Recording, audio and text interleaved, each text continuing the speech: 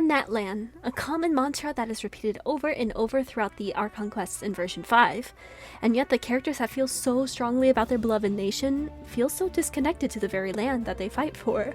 I remember reading a comment long ago when Kanish released that stuck with me. While he is one of the characters I prefer out of the Natlan cast, someone had written that while fun his 8-bit theme is, he doesn't feel like he belongs in the Natlan cast, let alone Genshin. If anything, he would fit perfectly into the world of Zenless Zone Zero instead. The Kanish fan in me wanted to deny this claim because he had an ancient Saurian Ahau accompanying him, so obviously he's meant for Genshin's fantasy world. But then I thought about it some more. If Kanish was released with no context as to what game he was in, I believe he would be in ZZZ, a setting where video games, arcades, and the 8-bit styles actually exist, not in a fantasy game like Genshin. The rest of the Natlan cast continued to release. I began to realize this wasn't just an issue with Kanish. There was a major disharmony between them and their connection to Natlan, which was odd to me. The story quests emphasize how important their history, memory, and ancient names are to them. The inheritance of their names is especially hit hard in the narrative. So why do they possess so many modern qualities? I don't mind if a fantasy setting wants to incorporate some modern elements, but I don't think Natlan was the nation to do this in. If the developers were hell-bent on making it happen, then why is only the characters who hold these advanced technological elements, but not also the terrain around them? What's more frustrating is that this has already been done and executed well in Genshin Impact. The developers showed us in both Fontaine and Sumeru that they can blend in technology with their fantasy setting without it feeling awkward. The Gardemex in Fontaine felt like true guardians of the people, and while they looked advanced, the steam-powered elements kept them roped in this fantasy setting. In Sumeru, the nation is full of academics in the pursuit of knowledge. There are also plenty of ancient ruins around with the lost technology that can be found. The Akasha Terminal, dreams, and the band pursuing knowledge in the artificial life was captivating. It all flowed with the theme, or it tied to the narrative of the main story somehow. Natlan does not do this. The tech elements seen within the character serve the purpose of the latest gimmick, that being easier traversal. In Natlan, you can ride on a Saurian companion to traverse the unique terrain, or you can pull for an Natlan character that can do the same thing but in a less janky way, in my opinion. Seriously, those Saurians can be a pain in the neck to steer sometimes. Without thinking of how to properly implement the tech on these characters, they end up reducing them not only into gimmicks, but making them feel extremely out of place. It's no wonder there was such a knee-jerk reaction to Mavuika's motorcycle. Actually, let's go through them all one by one.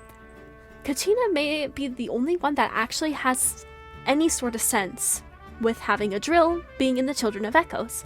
It's a tool you'd expect her tribe and people to have, and you actually see a giant drill in the middle of the tribe.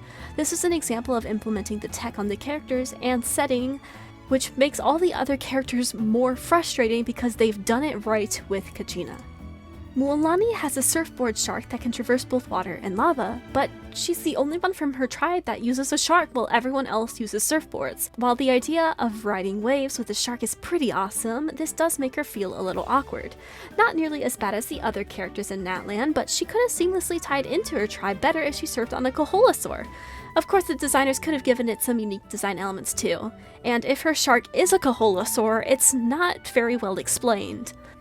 Kanish, I've talked about briefly already, but he's a huge sore thumb design-wise. While I do like his design, it just doesn't fit.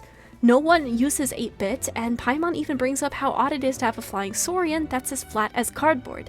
A simple solution would be to have the graffiti near the science of the canopy have some 8-bit elements to it. Yes, it would still look out of place, but Kanish wouldn't feel like he belongs in an entirely different game altogether. Shilonen was the next to release, and her tech and design bothers me second to the Pyro Archon. She's a blacksmithing roller skating DJ. What? Why? Firstly, why is a blacksmith showing so much skin? It's for marketing, that's why. But then you have the fact that she's also a DJ and summons this big advanced DJ set out of nowhere. Where did Shilonen learn to build that? Why isn't her tribe filled with stereo speakers?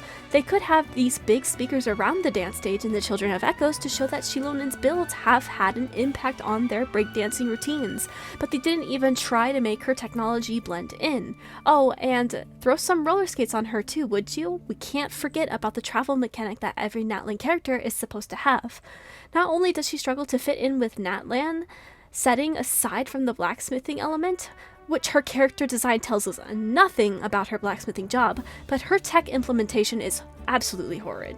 Chaska's design is one I've already talked about in the past, but I've not discussed how she blends in with the Natlan setting. I have to say, unfortunately, she had the right idea, but poor execution. There was no need for her to ride a chunky gun. That was the main thing that broke my immersion of Teyvat and the Genshin world for me regarding her. Otherwise, her role as a peacemaker and flying around makes sense, but why did it need to be such a ridiculous looking gun?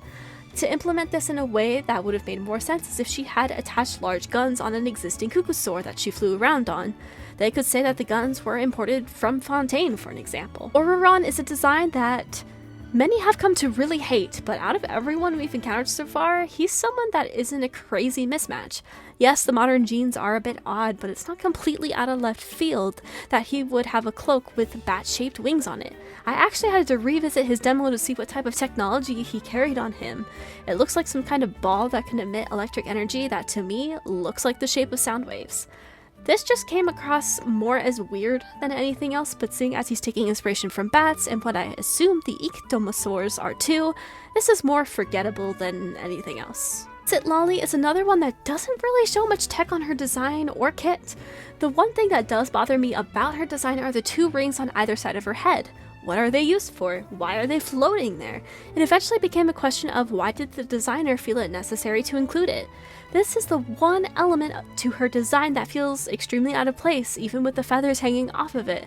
We also don't get an explanation in the main story or her story quest of hers as to why she has all those pillows and little plushies around. Unless it's buried in her voice lines, the player won't know, making it a little odd. Saving the last released Natlan character as of this script is the biggest offender, Malvika. To think the Pyro Archon herself would be the most disconnected from her people design-wise, well, I guess I shouldn't be too surprised. Let's start with the elephant in the room being her Flame Strider, which is that motorcycle. Nowhere in Natlan, or even Teyvat, we've witnessed is there technology that would match up to a freaking motorcycle.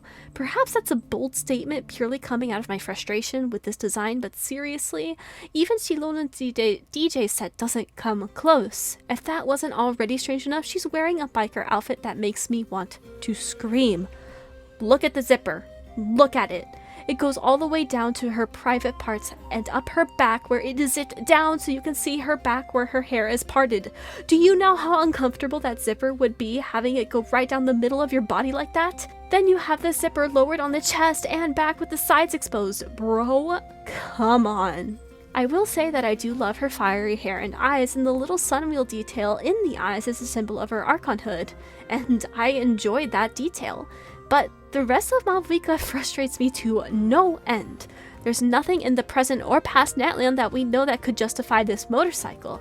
I don't even think Fontaine, the most technologically advanced region, could have made something like this. I also realized that in Malvika's short story, where she traveled 500 years in time, she was riding that motorcycle before Shilonen was even born to make it. How? Did I miss something? I also would have really liked if somewhere on Malvika's design that she would have had something from every tribe. It would really help sell the idea that Natlan is a nation of the people. And we do see this in her splash art, but it doesn't really translate to her design.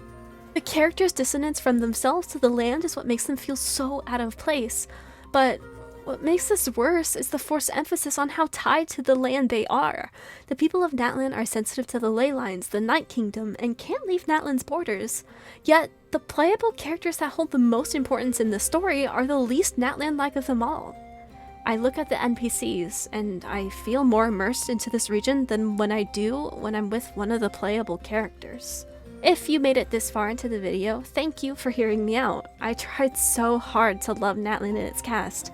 I waited to make any videos about it besides the Chaska design one so I could reserve my judgment. Now that I finished the Archon quest and everyone's story quests up to version 5.3, I just don't think I'll be convinced otherwise anymore.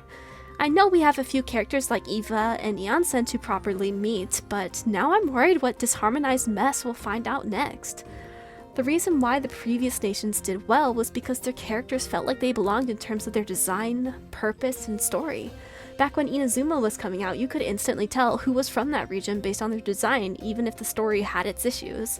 It's not so easy for me to know who's from Natlan based on their design, and aside from the collective purpose of saving Natlan from the abyss, the characters lack individual drive. I was happy when this was addressed in Mavuika's story quest, but it was nothing more than a fleeting thought for why she wanted to host the tournament. We didn't even get to see what the characters chose to do next in this era of peace. Hell, we didn't even get to see what Mavuika is going to do now in this era of peace, and she was supposed to be the main star of her own story quest. I'll leave my thoughts on her there for now, as I may give the Pyro Archon her own video later down the line. Perhaps I'm treating Natlan as a nation and its characters harshly due to my disappointment, but I'd like to hear your thoughts. Did you end up enjoying Natlan's characters, or did you struggle with the cast similar to how I did? I'm all for discussion as long as everyone remains respectful. If you want to watch more Genshin design videos, here's a couple you can listen to next. I promise it's not as negative as this one was. And I hope to see you again next time.